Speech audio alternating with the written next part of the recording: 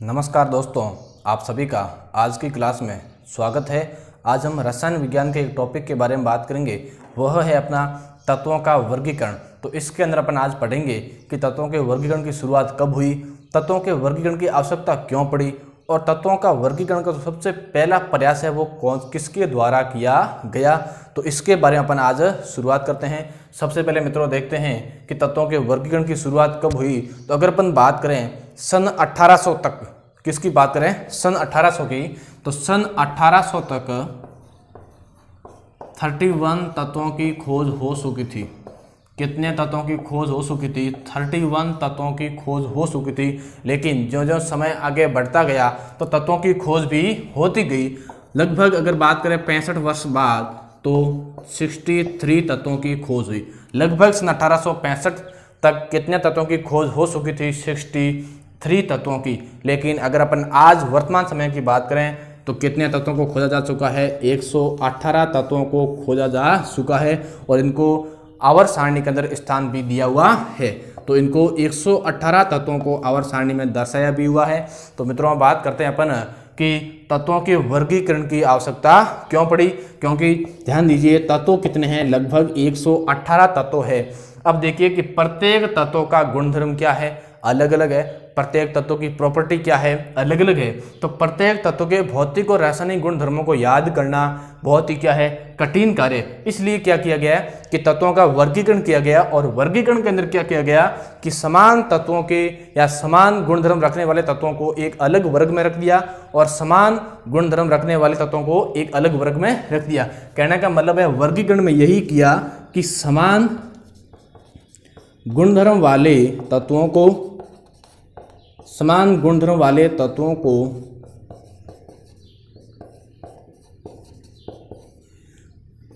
एक वर्ग में क्या किया गया? स्थानांतरित किया गया या एक वर्ग में उसको स्थान दिया गया। तो यही तो था इनका तत्वों का वर्गीकरण। तो मित्रों सबसे पहले शुरुआत करते हैं कि तत्वों का जो वर्गीकरण में सबसे पहला प्रयास है वो किसके द्वारा किया गया था? तत्वों के वर्गीकरण में तो सबसे पहला प्रयास है वो प्रयास किया गया था डोबराइनर के द्वारा। किसके द्वारा? डोबराइनर के द्वारा।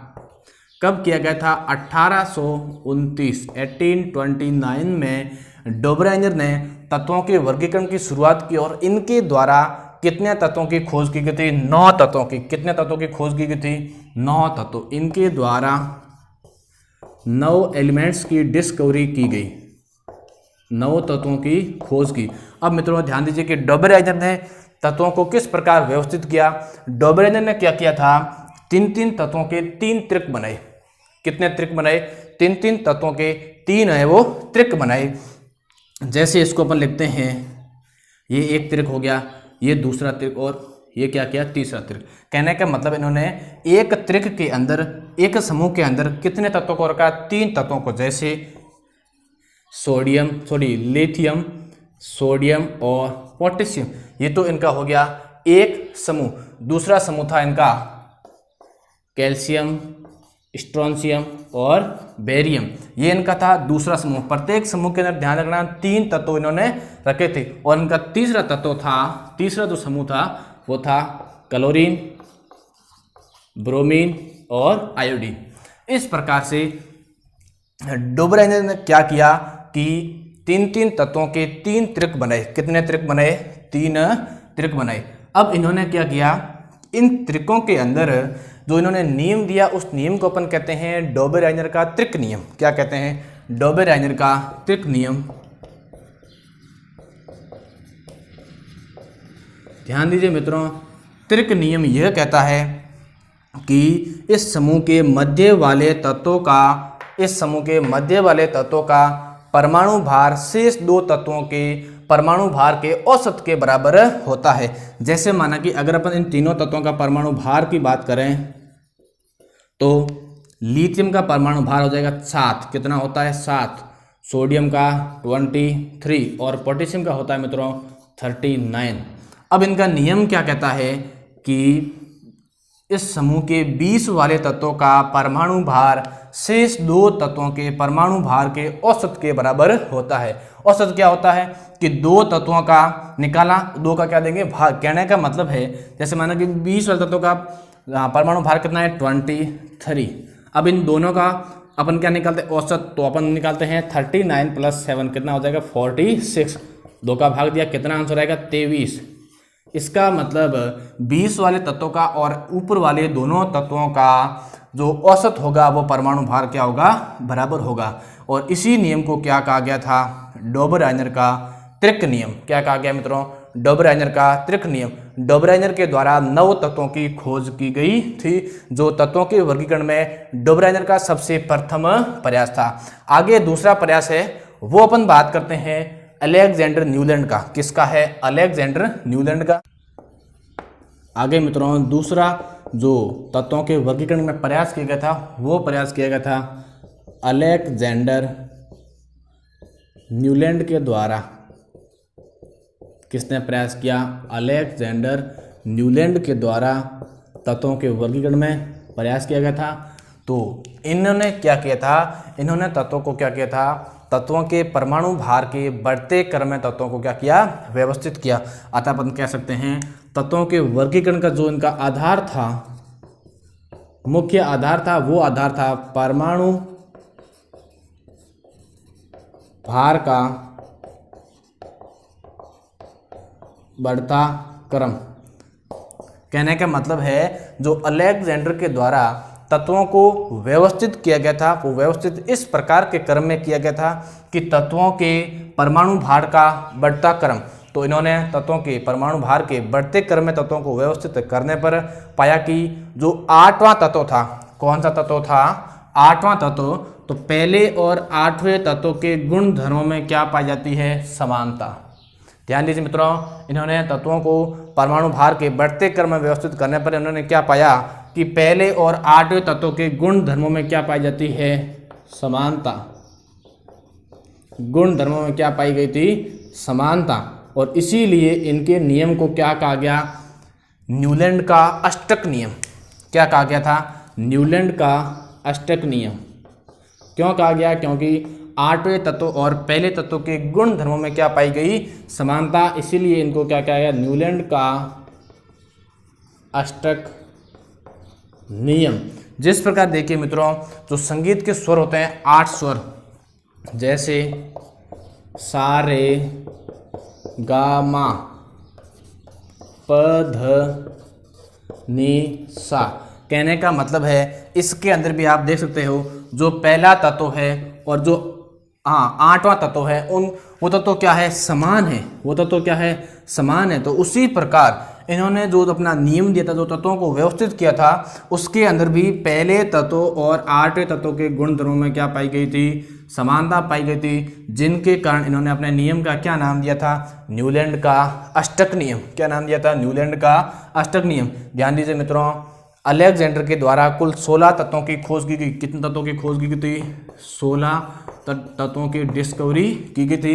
अब वो तत्व कौन कौन से थे, अलेक्जेंडर के द्वारा अक्रिय तत्वों की या नोबल गैसों की व्याख्या नहीं की गई थी। तो इनके द्वारा तत्वों की खोज के बारे में बात करते हैं। हाइड्रोजन को इन्होंने स्थान नहीं दिया था। फिर आता अपना हीलियम, तो हीलियम को भी इन्होंने नहीं बताया था। अक्रिय गैस को इन्होंने खोज नहीं की थी।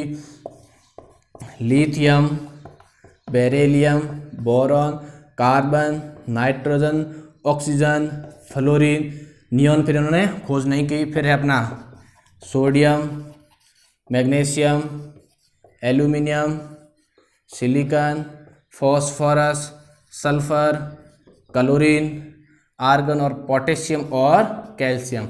तो आर्गन की भी इन्होंने खोज नहीं की। कहने का मतलब है ये जो 16 तत्व है, इन 16 तत्वों की खोज किसने द्वारा की गई थी अलेक्जेंडर न्यूलैंड के द्वारा की गई थी।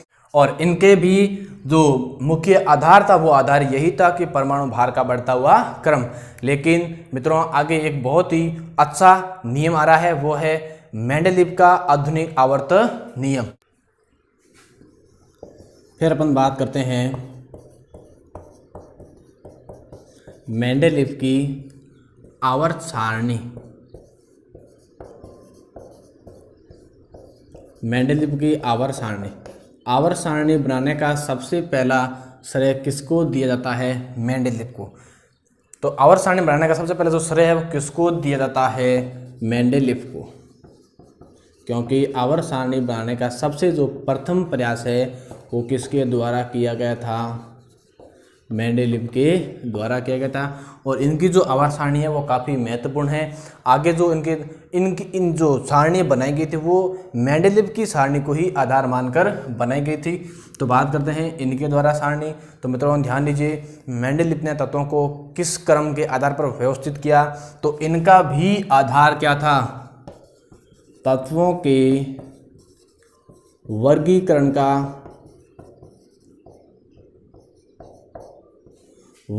का आधार क्या था? परमाणु भार का बढ़ता क्रम। आधार वही सेम वाला था न्यूलैंड का। तो क्या था? परमाणु भार का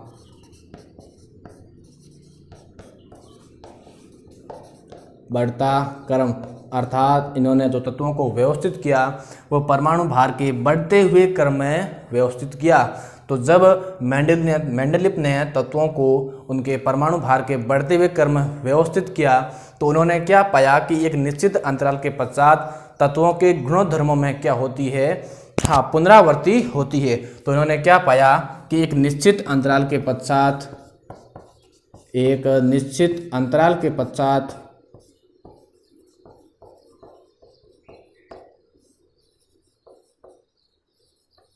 तत्वों के गुणधर्मों में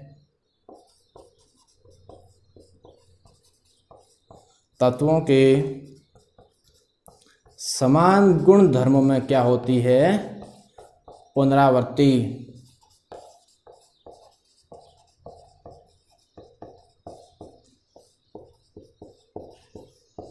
और इसी के आधार पर इन्होंने नियम दिया जिसे अपन कहते हैं मेंडेलीव का आवर्त नियम।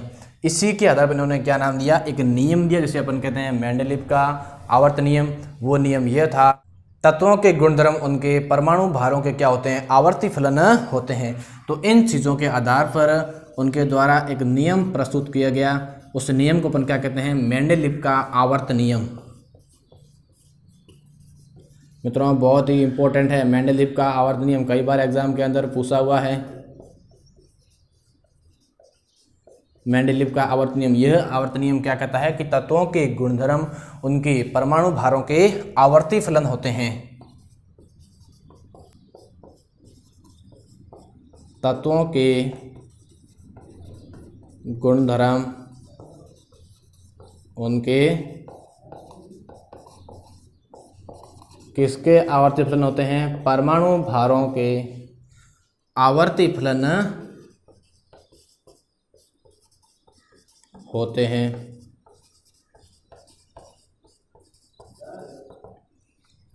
अब तो इन्होंने क्या दिया? ये नियम दिया और इस नियम के पश्चात इन्होंने क्या किया? एक सारणी बनाई। इन्होंने क्या किया? एक सारणी बनाई जिसके अंदर इन्होंने ऊर्ध्वाधर पंक्तियां और 37 पंक्तियों के माध्यम से एक सारणी का निर्माण किया, जिसके अंदर अपन बात कर सकते हैं कि जो यह पंक्तियां हैं ये क्या है? ऊर्ध्वाधर पंक्तियां। कैसी पंक्तियां हैं? ऊर्ध्वाधर। जो खड़ी पंक्तियां हैं वे कैसी पंक्तियां हैं? ऊर्ध्वाधर। जो लेटी हुई अवस्था में, जो सोई हुई अवस्था में, वो कौन सी पंक्तियां हैं? 37 पंक्तियां, जिन्हें अपन क्या कहते हैं? 37 पंक्तियां। अब ध्यान दीजिए, इनके द्वारा ऊर्ध्वाधर पंक्ति को क्या नाम दिया गया था? वर्ग। क्या नाम दिया गया था? वर्ग। और इनके द्वारा जो 36 पंक्तियां हैं उनको क्या नाम दिया गया था? आवर्त। क्या नाम दिया गया मित्रों? आवर्त। अब ध्यान दीजिए, जो मेंडेलीव की आवर्त सारणी है उसके अंदर वर्गों की संख्या कितनी थी? उनके अंदर वर्गों की संख्या थी 8। वर्गों की संख्या कितनी थी? 8। और आवर्तों की संख्या थी 6। कितनी थी? 6। आपको याद ये रखना है कि मेंडेलीव की आवर्त सारणी में वर्गों की संख्या थी 8 और आवर्तों की संख्या थी 6। अब ध्यान दीजिए, इन्होंने क्या किया? जो इनके वर्ग है इनके वर्गों को भी आगे 2 भागों में क्या कर दिया? डिवाइड कर दिया। जो वर्ग है उनको क्या किया? आगे 2 भागों में क्या कर दिया? डिवाइड किया। इस प्रकार से इन्होंने एक सारणी का निर्माण किया जो बहुत ही महत्वपूर्ण है तत्वों के वर्गीकरण के बारे में, तत्वों के जो वर्गीकरण है, जो तत्वों को स्थान दिया गया है, उसके अंदर भी ये काफ़ी महत्वपूर्ण है। तत्वों को उनके परमाणु भार के बढ़ते हुए क्रम में व्यवस्थित कर उन्होंने यह सुनिश्चित किया कि समान भौतिक और रासायनिक गुण धर्म वाले तत्व एक ही वर्ग के अंदर आए। क्या है? एक ही वर्ग के अंदर आए। इस कारण उनको कहीं कहीं पर क्या किया गया? परमाणु भार के क्रम को भी तोड़ना पड़ा। जैसे मित्रों अपन इसका एग्जाम्पल लेते हैं कि उन्होंने परमाणु भार के क्रम को किस प्रकार तोड़ा। जैसे देखिए यह आयोडीन और ये अपना क्या है? टेलुरियम। ध्यान दीजिए, आयोडीन का जो परमाणु भार होता है वह परमाणु भार होता है 126.9, 126.9, लेकिन टेलुरियम का जो परमाणु भार है वो होता है 127.6। अब आप ही बता सकते हैं कि आयोडीन पहले आना चाहिए या फिर टेलुरियम पहले आना चाहिए। इनका क्रम क्या है? परमाणु भार का बढ़ता क्रम। इसका मतलब है कि आयोडीन का परमाणु भार कम है, इसका मतलब टेलुरियम से आयोडीन पहले आना चाहिए, लेकिन इन्होंने क्या किया? आयोडीन से टेलुरियम को बाद में रखा गया। इसका मतलब उन्होंने क्या किया? परमाणु भार का क्रम है वो तोड़ दिया। तो उन्होंने क्या किया? आयोडीन को टेलुरियम के बाद स्थान दिया। इन्होंने क्या किया? जो आयोडीन है इसको टेलुरियम के बाद रखा। क्यों रखा? क्योंकि गुण धर्मों में समानता के कारण। तो इसलिए यहां पर इनका जो परमाणु भार का जो क्रम है वो क्या हो गया? टूट गया। फिर दूसरी बात थी, इनके द्वारा आवर्त सारणी में कहीं कहीं पर रिक्त स्थान भी छोड़े गए। क्या किया गया? रिक्त स्थान भी छोड़ के। तो इनके द्वारा आवर्त सारणी में रिक्त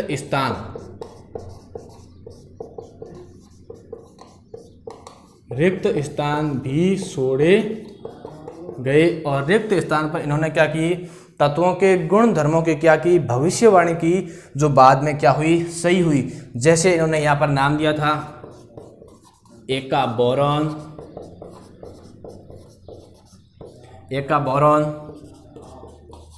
एका एल्यूमिनियम, एका सिलिकॉन। तो यह इन्होंने क्या की थी? भविष्यवाणी की थी, जो वास्तव में इनकी भविष्यवाणी क्या हुई? बाद में सिद्ध होगी। तो मित्रों इस प्रकार इन्होंने अपनी आवर्त सारणी का निर्माण किया, लेकिन इस आवर्त सारणी के अंदर कुछ क्या रह गई थी? कमियां रह गई थी। तो उन कमियों की अपन बात करते हैं। कमियां मेंडेलीव की आवर्त सारणी के अंदर किस प्रकार की कमियां रह गई थी उनकी बात करते हैं। तो मेंडेलीव के द्वारा सबसे पहली कमी है कि इनके द्वारा हाइड्रोजन को इन्होंने निश्चित स्थान नहीं दिया। क्या नहीं किया गया?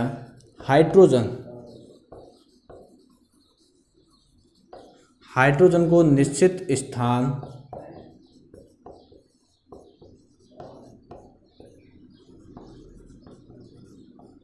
नहीं दिया। दूसरी कमी इसकी यह रह गई थी कि इनके द्वारा तत्वों के परमाणु भार के बढ़ते हुए क्रम का पालन नहीं किया। तो कहीं कहीं पर इन्होंने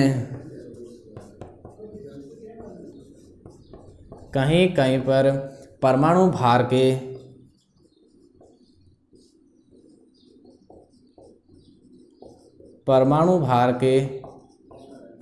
बढ़ते हुए क्रम का पालन नहीं किया गया।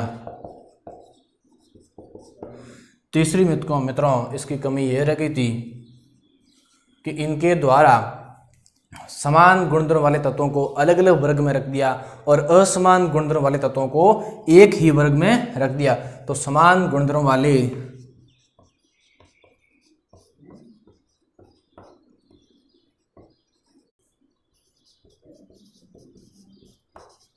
तत्वों को अलग अलग, समान गुणधर्म वाले तत्वों को अलग अलग वर्गों में रखा, लेकिन असमान गुणधर्म वाले तत्वों को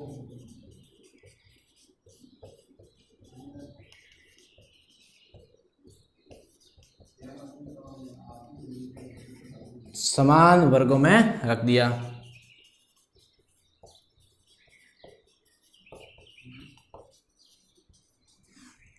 अगली इनकी जो कमी है वो है कि इनके द्वारा समस्थानिकों को निश्चित स्थान नहीं दिया गया। समस्थानिक बात करते हैं, समस्थानिक क्या होते हैं? इनके द्वारा समस्थानिकों को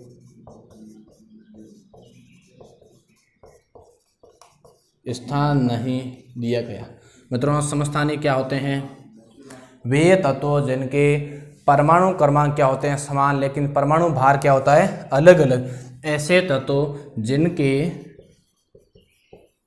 परमाणु भार भिन्न भिन्न या अलग अलग, लेकिन परमाणु क्रमांक क्या होता है? समान। अर्थात ऐसे तत्व जिनका परमाणु भार अलग अलग और उनका परमाणु क्रमांक क्या होता है? समान। जैसे अपन एक एग्जाम्पल की बात करें, हाइड्रोजन। मित्रों, हाइड्रोजन के कितने समस्थानिक होते हैं? 3 समस्थानिक होते हैं। जैसे आप देख सकते हैं 1s1, 1s2 और 1s3। 1s1 को अपन कहते हैं प्रोटियम, 1s2 को अपन कहते हैं ड्यूटेरियम और 1s3 को अपन कहते हैं ट्राइटियम। कहने का मतलब है इसका परमाणु क्रमांक 1, परमाणु भार 1, इसका परमाणु क्रमांक 1, लेकिन परमाणु भार क्या है? 2, इसका परमाणु भार क्या है? 3। अर्थात परमाणु भार क्या है? इनका बदल रहा है, लेकिन जो परमाणु क्रमांक है वो क्या है? 1 ही है। जैसे अपन और बात करते हैं कार्बन के भी समस्थानिक कितने हैं? 3। जैसे C12, C13 और C14। लेकिन इनका जो परमाणु क्रमांक देखें तो सबका परमाणु क्रमांक कितना है? स। परमाणु क्रमांक समान है, लेकिन इनका जो परमाणु भार है वो क्या है? अलग अलग है। तो ये हो गया अपने समस्थानिक। तो मेंडलीव के द्वारा आवर्त सारणी में समस्थानिक को भी स्थान नहीं दिया गया। आई होप, मैं आशा करता हूँ कि आपको समझ में आया होगा। आज के अपने टॉपिक्स के अंदर अपने जो तत्वों के वर्गीकरण के जो वैज्ञानिक थे उनके बारे में बात की। अगला जो अपना वीडियो होगा वो होगा आधुनिक आवर्त सारणी जो हेनरी मोजले के द्वारा दी गई थी, उसके बारे में अपन बात करेंगे। Thanks, all the best.